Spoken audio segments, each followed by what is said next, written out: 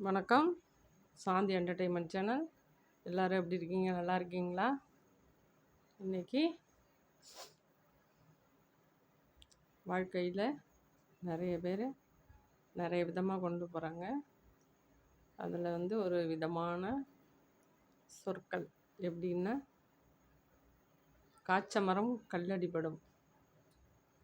அதாவது ஒரு தோப்பு இருக்குதுன்னு வச்சுங்களேன். அதில் மாங்காயோ தேங்காயோ நிறைய காய்ச்சிருந்ததுன்னா மாங்காயை திங்கணும்னு ஆசை வரும். கல்லால் அடித்து ஒரு ஒரு காய் அடிப்பாங்க, 4 காய் விழும். 4-5 பேராக சேர்ந்து சாப்பிடுவாங்க. அந்த மரத்துக்கு கிளையும் உடையும். அதே போல் வாழ்க்கையிலையும் சொல்லடி கல்லடி எல்லாரும் வாங்கியே தாங்க தீரணும். இது தலையெழுத்து, அவங்கவுங்க தலையெழுத்து. தலையெழுத்துன்னு ஒன்று இருக்குது இல்லைங்களா? அந்த தலையெழுத்தை கடவுள் தான் தீர்த்து வைக்கணும். கடவுள் எங்கே இருக்கார், எப்படி இருக்கார் யாருக்கும் தெரியாது. ஆனால் எது ஒன்று செஞ்சாலும் கடவுள் என்ன காப்பாற்றுவார். கடவுள் எனக்கு ஏன் இப்படி பண்ணினார், கடவுள்கிட்ட தான் வேண்டுதலை வச்சுருக்கேன். ஓகே, கடவுளே நேராக செய்ய மாட்டார். யாரோ ஒரு மனித ரூபத்தில் உதவிகள் செய்வாங்க, இல்லைன்னு சொல்லலை. உடனே எதிர்பார்க்குறது தப்பு. இந்த ஒரு விஷயத்துக்கும் சொல்யூஷன் உடனே கிடைக்கும் அப்படின்னு எதிர்பார்க்குறாங்க பார்த்தீங்களா? அதெல்லாம் நடக்காத காரியம். யாரோ ஒருத்தர் பிரிஞ்சிட்டாங்க, இல்லை ஒருத்தர் ஆக்சிடெண்ட் ஆகிடுச்சு, ஏதோ ஒன்று வருந்தத்தக்க செயல் நடந்து போச்சுன்னா உடனே எனக்கு மட்டும் ஏன் இப்படி நடக்குது, எனக்கு மட்டும் ஏன் இதெல்லாம் நடந்துகிட்ருக்கு, எல்லாரும் நல்லா இருக்காங்க அப்படிங்கிற அந்த எண்ணமே வரக்கூடாது. நமக்கும் கீழே 4000 கோடின்னு ஒரு பழமொழி. அதாவது எப்போதுமே நம்ம வசதிக்கு ஏற்ப நமக்கு கீழே எத்தனை பேர் இருக்காங்களோ அவங்கள நினச்சி சந்தோஷப்படணும். நம்ம மாடி வீட்டில் இருக்கோமா, கூரை வீட்டில் உள்ளவங்கெல்லாம் எவ்வளோ கஷ்டப்படுவாங்க. அவங்களுக்கெல்லாம் துணிமணி காயாது, சாப்பிட உணவு இருக்காது மழை பெய்யும்போது. இதெல்லாம் நாம் நினைக்கணும். அவங்களாம் எவ்வளோ பஞ்சத்தில் இருப்பாங்க, எவ்வளோ கஷ்டப்படுவாங்க. நமக்கு இதுவாவது 3 வேளையும் சாப்பிடவும் ஏதோ வாடகை வீட்டில் குடியிருக்க ஒரு இடமும் கிடச்சிச்சு. அவங்கெல்லாம் பாருங்கள், ஓலை வீட்டில் ஒழுகிற வீட்டில் உட்காந்துக்கிட்டு அடுப்பு பற்ற வைக்க கூட வழி இல்லாமல், விறகு இல்லாமல், கேஸ் அவங்களால வாங்க முடியாது. அப்படியெல்லாம் கஷ்டப்படுறவங்க நிறைய பேர் இருக்கும்போது நாம் சொகுசாக ஓரளவுக்கு இருக்கோமா, அதை நினச்சிக்கிட்டு நமக்கு கீழே உள்ளவங்கள தான் நினச்சி நம்ம எவ்வளவோ தேவலாம், நம்மளால் என்ன உதவி செய்ய முடியும் அப்படின்லாம் யோசிக்கணும். நமக்கு மேலே உள்ளவங்கள பார்த்து நம்மளும் ஏரோப்ளேன் ஓட்டணும், விமானம் ஓட்டணும், கார் ஓட்டணும், கப்பல் ஓட்டணும்லாம் கனவு காணக்கூடாது. அதெல்லாம் தவறு. அதெல்லாம் செயல்படாது, நிலச்சி நிற்காது எதுவுமே. வீணாக அவ்வளோ ஆசைப்படக்கூடாது. நமக்கு கீழே உள்ளவங்கள நினச்சி நம்ம திருப்தி அடைஞ்சிக்கணும், சந்தோஷம் அடைஞ்சிக்கணும். ஓரளவுக்கு நல்லபடியாக நம்ம இருப்போம். மனசை ஆரோக்கியமாக வச்சுக்கிட்டு நல்லபடியாக வாழ கற்றுக்கணும். ஆசைங்கிறது அளவில்லாத நிறைய பேருக்கு இருக்குது. அதெல்லாம் இருக்கவே கூடாதுங்க. நம்ம பிறந்துட்டோம், ஏதோ ஒரு விஷயமா சாதிக்கணும். நம்மளால் என்ன முடியுமோ சாதிக்கணும். அட்லீஸ்ட்டு ஒருத்தருக்கு ஒரு அன்பான 4 வார்த்தையாவது சொல்லணும். அதுவும் இல்லையா, அடிப்பட்ட நெஞ்சுக்கு ஆறுதலாக பேச முடியலையா, ஒதுங்கி போயிடணும். நிறைய விஷயங்கள் நிறைய பேர் பண்ணிட்டு தான் இருக்காங்க. வெந்த புண்ணில் வேலை பாய்ச்சறது, அடிப்பட்ட காயத்துக்கு மருந்து போடுறதுக்கு என்ன வழியோ அதான் சொல்லணும்.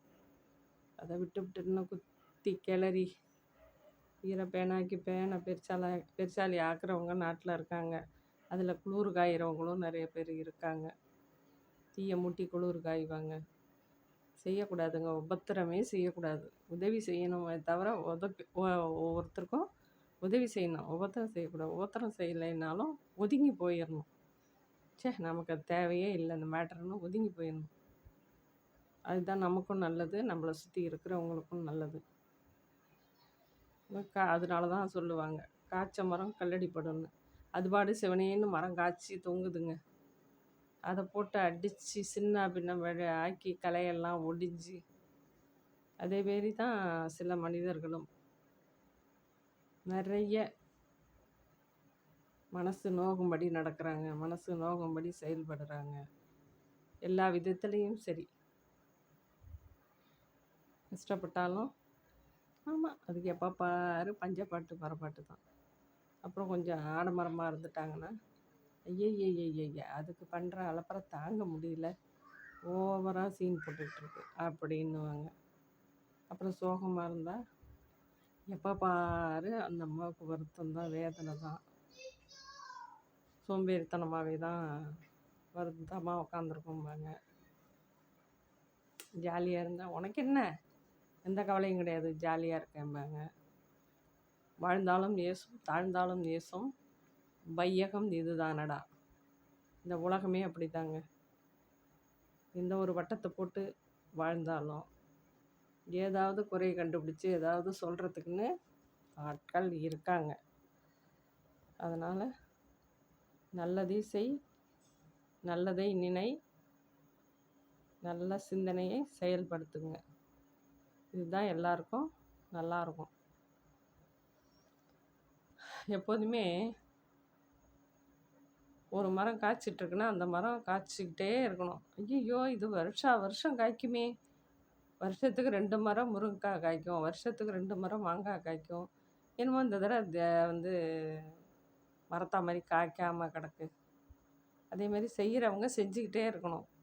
செய்யலைன்னு வச்சுங்க, அந்தம்மா நல்லா தான் செஞ்சுது, நல்லா தான் இருந்துச்சு, திடீர்னு இப்போ என்னென்னு ரொம்ப கஞ்சத்தனமாக இருக்குது அப்படின்னுவாங்க. பேசவா கேட்கணும், நல்லாவே பேசுவாங்க. பேசுகிறதுக்கு தானேங்க வாய் இருக்குது.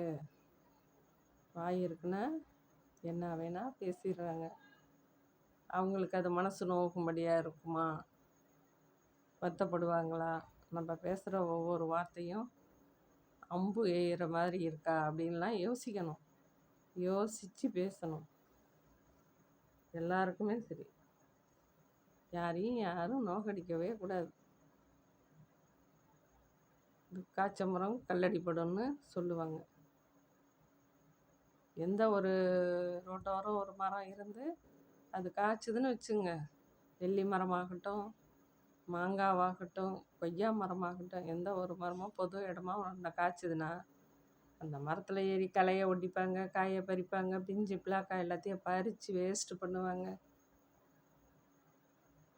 அதே மாதிரி சில பேர் மனசை காயப்படுத்துறதுல ரெடியாக இருப்பாங்க, புண்படுத்த ரெடியாக இருப்பாங்க. அதெல்லாம் பாவ செயல், வேண்டாம், விலகி போயிடுறது நல்லது.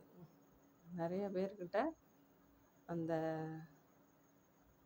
தீய பழக்கம் இருக்குது.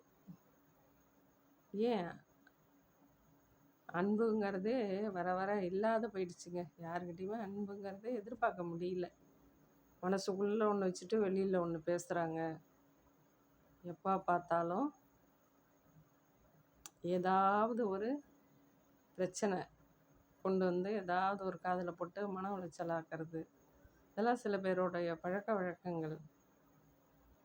நாட்டில் பஞ்சம் ஒரு பக்கம் தலைவிரிச்சு ஆடுது, பொருளாதார பற்றாக்குறை, சம்பாதிக்க முடியல, நிறைய பேர்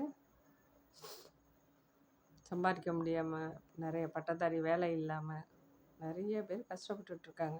அறியாமலேயே இன்னும் வந்து அறியாமைங்கிறது இன்னும் இருக்குது நாட்டில். அறியாமையை தெரிஞ்சு சில பேர் உட்காந்துருக்காங்க.